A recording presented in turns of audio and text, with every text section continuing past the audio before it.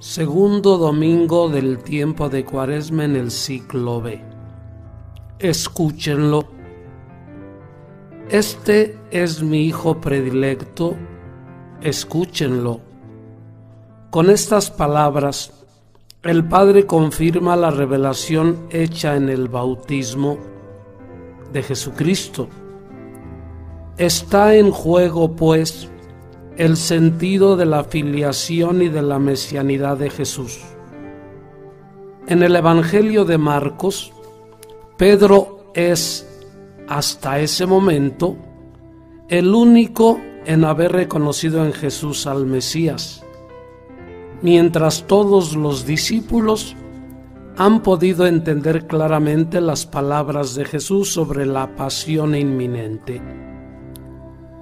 Eso que evidencia la palabra de Dios hoy es la incomprensión de los discípulos ante el misterio del Hijo de Dios.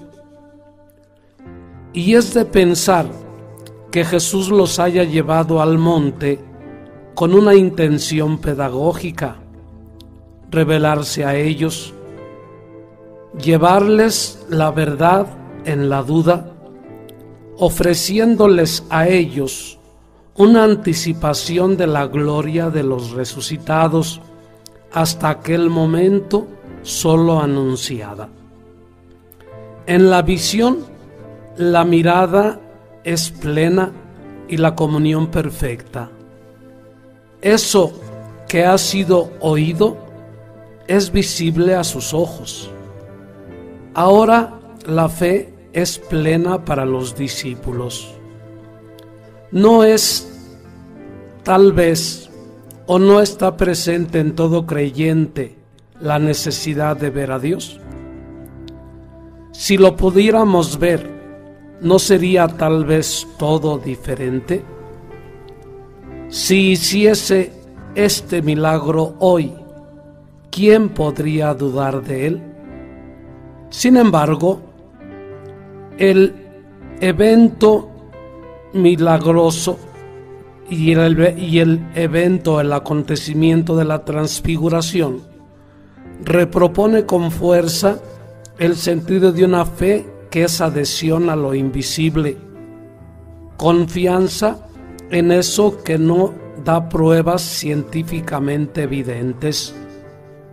O se entra en este horizonte, o al contrario, se permanece confundidos en una mentalidad lógico-racional típica de nuestro occidente, que no puede solamente más que alejarnos de Dios.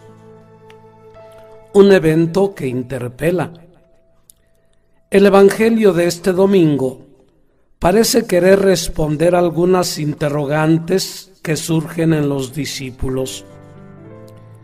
¿Quién es este Jesús que dice de sí mismo ser el Hijo del Hombre y que al mismo tiempo habla de cruz?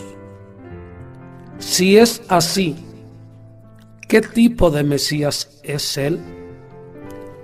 La página de Marcos busca responder a estas interrogantes presentando su contenido en lenguaje simbólico.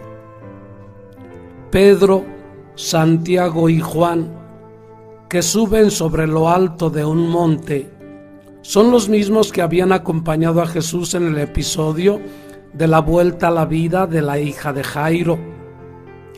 Siempre ellos se encontrarán aparte con Jesús en el Getsemaní. Los tres momentos se reclaman. En el primer caso, Jesús manifiesta su poder sobre la muerte.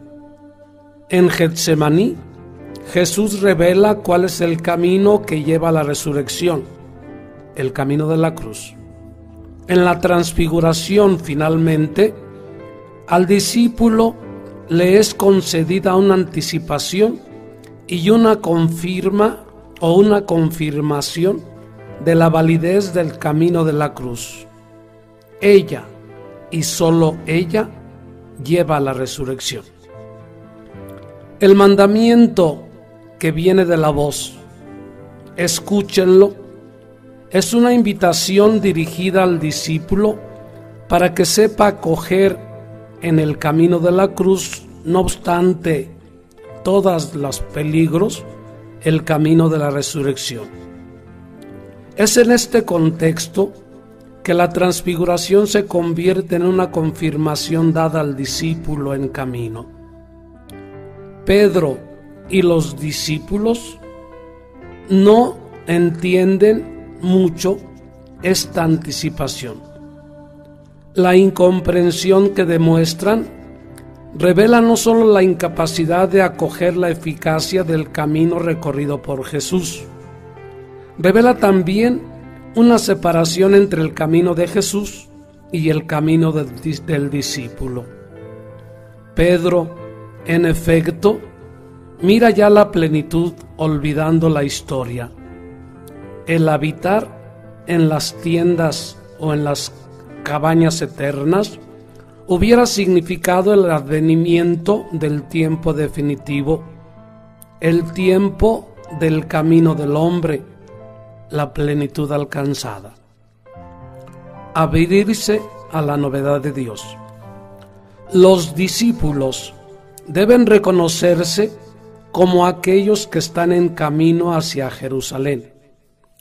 La transfiguración ilumina el camino, pero no dispensa de la dificultad de caminar.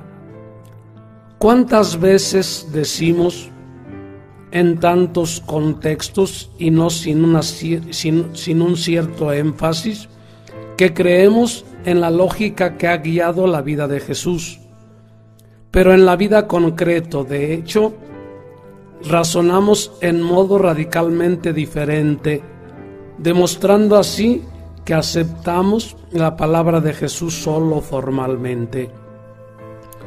Las lecturas de hoy son una invitación dirigida a los creyentes a fin de que hagan propia la pedagogía del Dios de Jesús, y lo podemos descubrir leyendo la primera y la segunda lectura.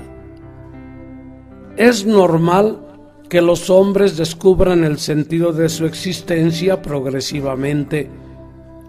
Es normal que los hombres se pongan antes las preguntas y busquen después las respuestas, con una condición: custodiar dentro de sí la seguridad que nace de la historia de Jesús, una historia bajo el signo de la debilidad y aparentemente perdedora, una historia, en cambio, que lleva a la gloria, crea verdaderamente la historia, una invitación a caminar en nuestra vida con serenidad y seriedad. Las dos veces, los dos rostros, mejor dicho, del camino de la cruz. Por eso también hoy oremos suplicándole a nuestro Dios.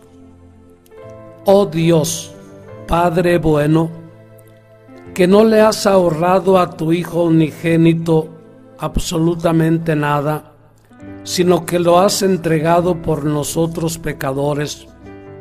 Refuérzanos en la obediencia de la fe, para que sigamos en todo sus huellas y seamos con Él transfigurados en la luz de tu gloria.